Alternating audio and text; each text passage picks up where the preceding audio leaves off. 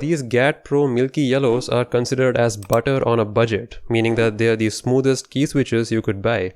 But then there's this Gateron Red as well from the same Pro series, which is again a linear switch which most people like. And from a hardware specs point of view, they are mostly similar. So is there a major difference between the two, and can you really tell on a day-to-day usage? Ever since I got my Keychron K2 V2, I've been using them with these Milky Yellows and not the stock Gateron Reds that it came with. So I thought, let me swap the switches for one day and see if I can notice a difference. I do a lot of typing on a daily basis, so I should be able to tell if there is a noticeable change. So I removed all the keycaps, cleaned up the keyboard a bit. It was about time. In fact, take this as a reminder to clean your keyboard if you haven't done it in a couple of months. This was a good excuse to clean mine. So that's done. I replaced all the switches with the reds, put the keycaps back on, and there we go. So I started using it normally for all my tasks, and I couldn't really tell a difference. I could tell that it's easier to press the keys now, and that makes sense because these GAT Reds require only 45 grams of actuation pressure versus 50 grams. It's not a big deal, you can use the GAT Yellows just fine, but I did notice it's easier to get a response from the red switch compared to the Milky Yellows. That might be useful for gaming, I guess. And after all, the Milky Yellows are not advertised for gaming. They're mostly for like typing centric users, and you can see the same theme with their clear casing versus milky kind of matte finished casing too. This clear casing of Gateron Red allows more light to come out, so RGB shine through is brighter. That's something gamers care a lot about because RGB can add like 69% more performance. That's a universal truth every gamer knows. But really at the end of the day, it wasn't that big of a difference. Some people online say that the Milky Yellows are more silent than the Gateron Reds, and I guess that's true. They are slightly less noisy, but you really have to be listening. If you're just typing away without really thinking about it,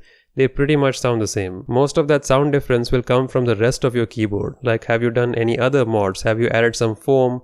Are you using a thick desk mat? What kind of table are you using? There are a lot of factors. The same keyboard can sound different on two different surfaces, so don't let that be your universal test. So if you really want to save a couple of extra dollars for an entire keyboard set, you can go with the GAT Reds. As long as you're not comparing side by side, you won't tell a difference. Even when you are comparing side by side, the difference is barely noticeable. While I am lucky enough to have both of them, I guess I'll eventually switch back to the Milky Yellows because I like the matte finish look they gave to my RGB. But honestly, if they had just these Gateron Reds, then they would probably just be fine. And just a reminder, both of these switches have been lubed, so you don't really have to do anything to them. They are ready to go out of the box. So in conclusion, they are not that different after all. Just like what we saw with the hardware spec, they behave pretty much the same. Gateron Reds are easier to press, have more RGB shine through, but are probably a little bit louder. Gateron Milky Yellows are talkier, they sound a little bit denser given the right keyboard, and they are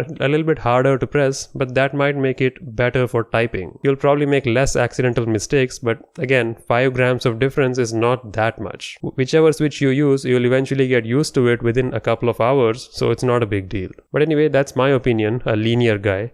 What kind of switches do you prefer? Maybe you like the clicky blues or the tactile browns, or maybe you use something completely different that I've never heard of, or are you a membrane bitch? Let me know in the comments.